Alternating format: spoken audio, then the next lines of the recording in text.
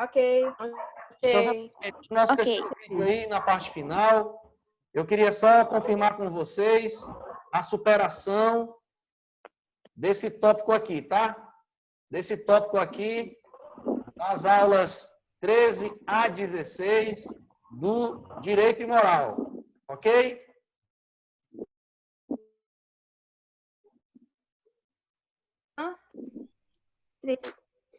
Eu preciso do link de novo. Essa parte aqui já foi superada, né? Ok?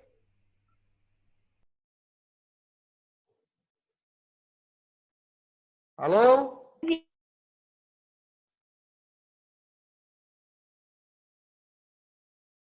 Vamos lá, gente. Tá me ouvindo aí?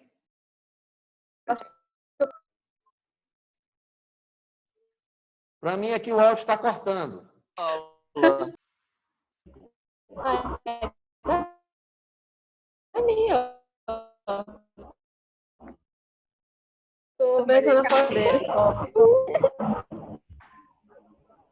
Alô? Alô? Gente, estamos aí? Câmbio.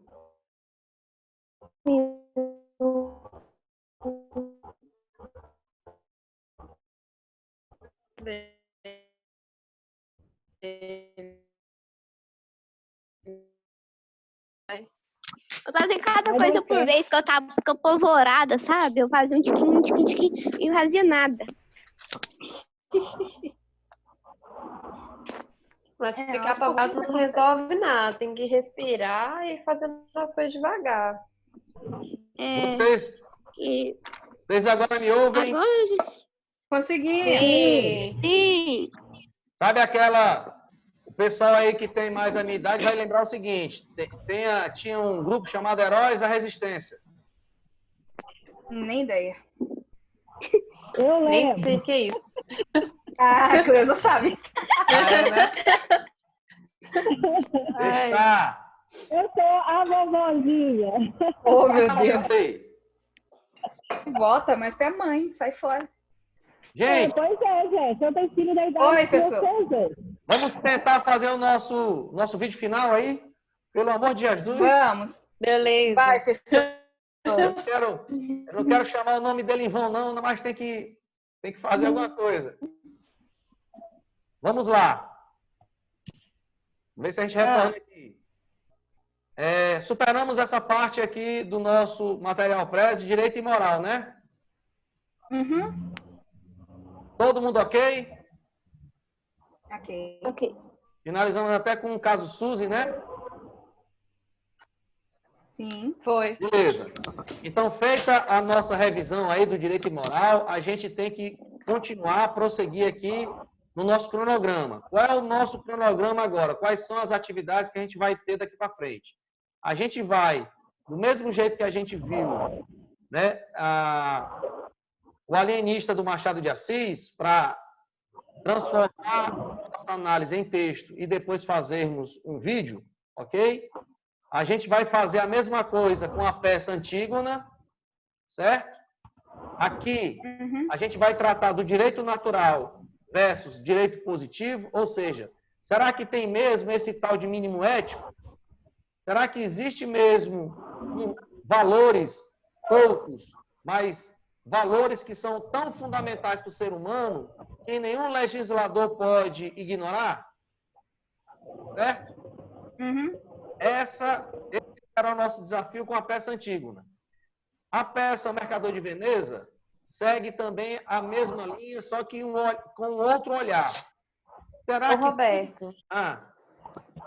Aqui te interrompendo rapidinho. Essa peça Antígona e essa outra aí que você está falando, você vai fazer o material igual o do alienista ou a gente vai ter que procurar na internet? Não, o material já está aqui nesse Prezi, tá? Entendi. O material, os textos, ó. Os textos que a gente vai utilizar já estão todos aqui. Beleza? Entendi. Ok. Tópico por tópico. É porque aquele material, o alienista, eu pensava em utilizar como trabalho extra. certo? Certo. Só que como a gente foi pego aí, Beleza. como a gente foi pego pela pandemia, aí o material ficou inadiável, né? Uhum. Sim. Mas nesse material aqui, ó, eu tenho o texto, tá? Disponível no Google, porque é domínio público. Eu tenho cada tópico aqui separado, com o texto respectivo, certo? Uhum. Cada confronto, cada partezinha desafiadora, eu trago aqui já recortado para vocês. Tem esse vídeo aqui, do Lênio Streck, que é muito esclarecedor sobre essa questão da Antígona, ok? Ok. Ok. Então, na próxima quinta, a nossa aula vai ser sobre ela, né, sobre o texto da Antígona, certo? Uhum. Do mesmo jeito que a gente está fazendo nessa semana. A gente vai fazer uma aula quinta-feira sobre a Antígona. Na sexta-feira, a gente debate as dúvidas, para que vocês possam fazer um texto e até segunda-feira da outra semana me entregar o vídeo, ok? Até. Peraí, esse vídeo do alienista a gente tem que entregar na segunda. O cronograma nosso, a gente está trabalhando assim, tá? A gente faz uma aula na quinta, faz a Roberto, revisão. peraí, caiu aqui a ligação. Alô? Roberto, Tá ouvindo? Volta, por favor. o vídeo do alienista que a gente vai ter que fazer, Ah, ele é para ser entregue na segunda ou amanhã? não. O do alienista, ele é para ser entregue até segunda, tá?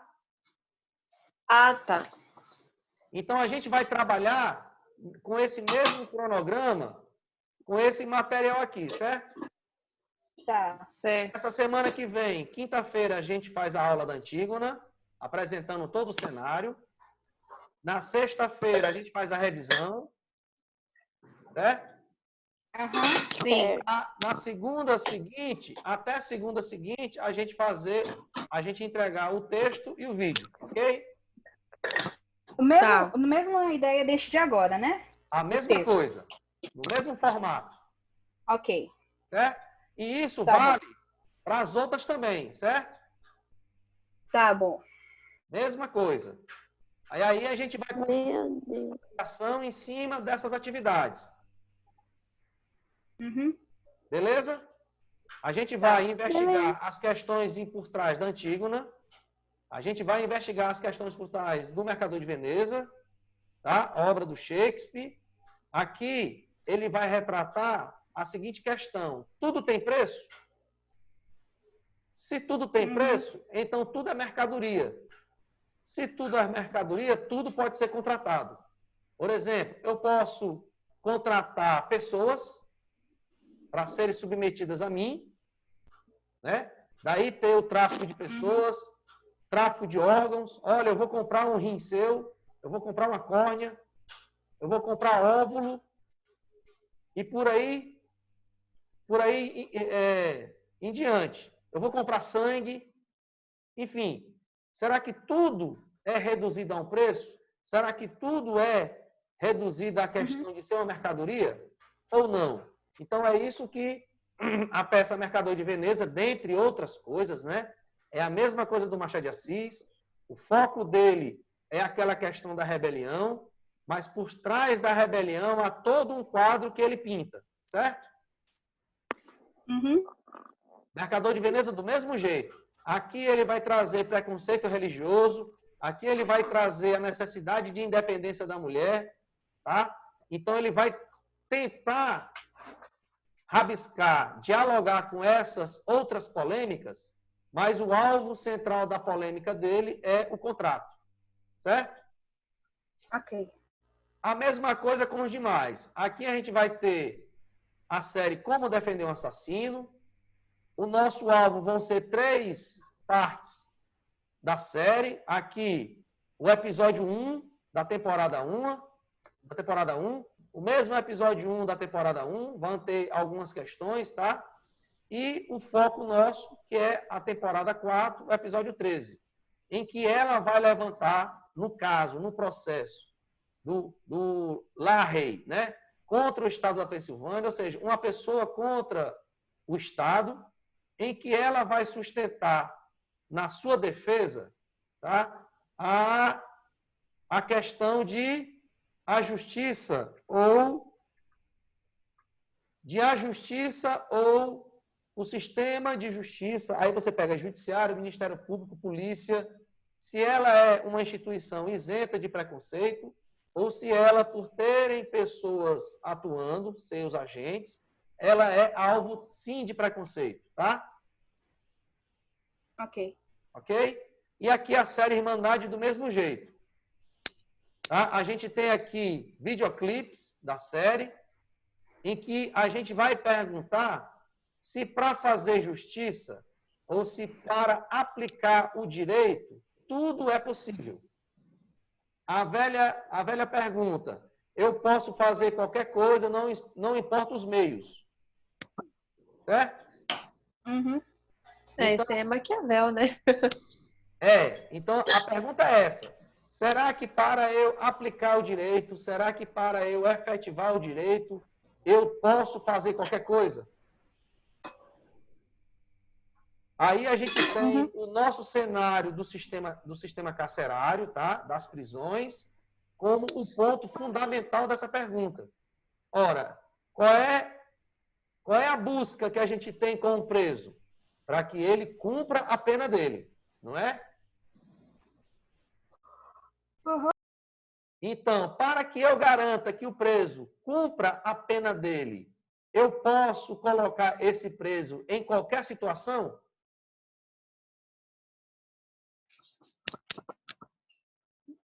Oi, peraí, repete. Para que eu possa assegurar o cumprimento da norma jurídica, ou seja, daquela questão da coercibilidade, para que o Estado aplique a punição para o infrator, para o criminoso, nessa busca de aplicar a lei, fazer cumprir a pena, nessa busca de aplicar a lei, o Estado pode fazer qualquer coisa? Não. Entende? Não, tem que fazer o que é O de... criminoso tem seus direitos. Está na lei, né? Uhum. Não é o parâmetro da dogmática jurídica? Uhum. A dogmática jurídica diz o quê? A lei tem que ser cumprida. Em que sentido? No sentido e nos termos que a própria lei traz. Certo? Sim. Só que aí a gente sabe muito bem que o nosso sistema carcerário, ele tem algumas deficiências, ou muitas deficiências. A questão é se isso é tolerável, se isso é aceitável, ou se a gente considera isso um absurdo. E a grande pergunta, se o preso está dentro de um sistema carcerário onde absurdos acontecem, onde ele tem os seus direitos negados, e quem nega esses direitos é o próprio Estado, se ele, enquanto preso, frente a essas injustiças que o Estado comete, a pretexto ou sob o argumento de fazer cumprir a pena dele, se ele, nessa situação, ele pode se rebelar. Certo? Uhum. Então, essas são as perguntas ou as grandes perguntas que esses nossos tópicos aqui vão enfrentar. E a gente, como missão, temos a análise desses quadros, trazendo para a realidade, né? A análise desse quadro, se a gente é capaz de interpretá-los e de colocar no papel, de fazer um texto escrito. Sendo capazes de fazermos um texto escrito, se nós somos capazes também de sustentar oralmente esse texto escrito. Então, a gente faz a casadinha, tá, dos principais mecanismos ou ferramentas do direito, que é o texto e a oralidade. A capacidade de produzir um texto e a capacidade de fazer a sustentação oral desse texto, correto? Uhum. Então, assim, para finalizar, compreenderam como a gente tem que fazer o texto lá do alienista, né? Sim. Todo mundo ok? Só para confirmar, não tem limite de páginas, né? Não, limite sempre tem, porque quem limita a página é a própria pesquisa, tá? Então, a gente tem que ter uma pesquisa focando aquelas questões. A nossa tarefa, a nossa missão é conseguir abordar no texto aquelas questões, ou seja, eu tenho frente de mim, no alienista, uma questão científica que busca ser solucionada, que é o tratamento das pessoas diagnosticadas com algum problema mental, certo? Esse é o desafio do livro. E, em razão disso, a gente tem rebeliões, a gente tem protestos. A gente já viu que, na questão da pandemia, já está havendo protestos, assim, protestos, comerciantes, quarentena.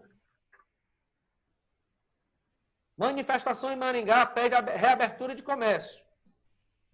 Comerciantes de Ipatinga fazem carreata para pedir, ou seja, aquilo que a gente já estava prevendo já está acontecendo. Tá? Estão ouvindo? Sim.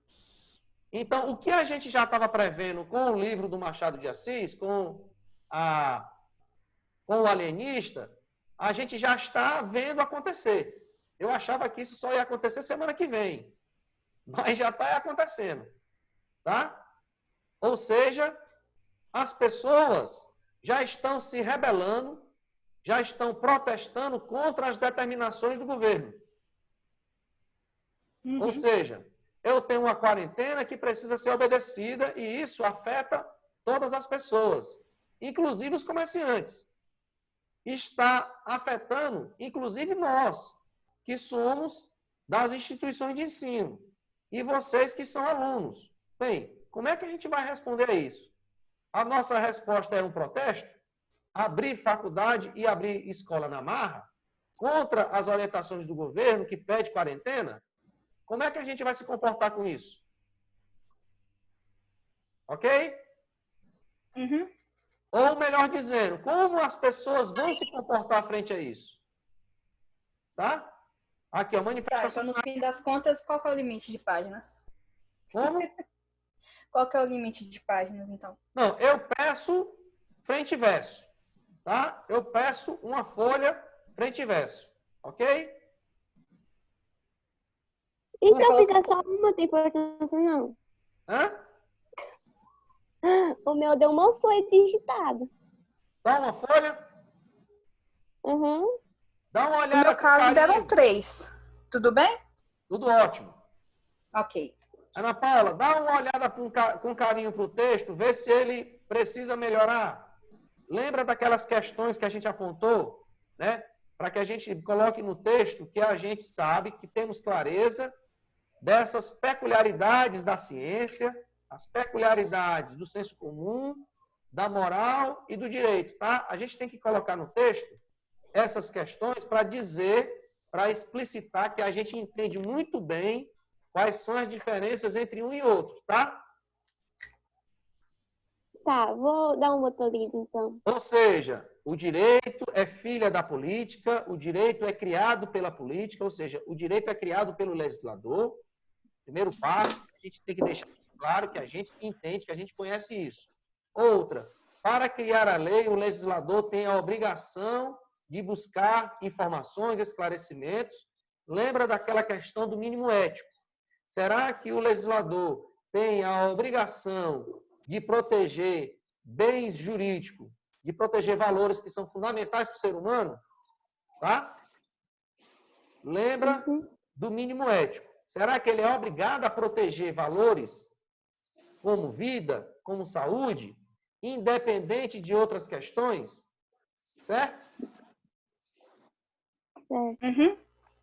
O outro desafio, que é o desafio maior, é como o governo reage frente a essas manifestações, como ele deve agir, que é a mesma coisa lá do livro, né? Sim. Não é? Isso. Então, como é que o legislador deve reagir e como a população deveria se comportar frente a essas orientações da ciência que Ô, o governo Roberto, propaga?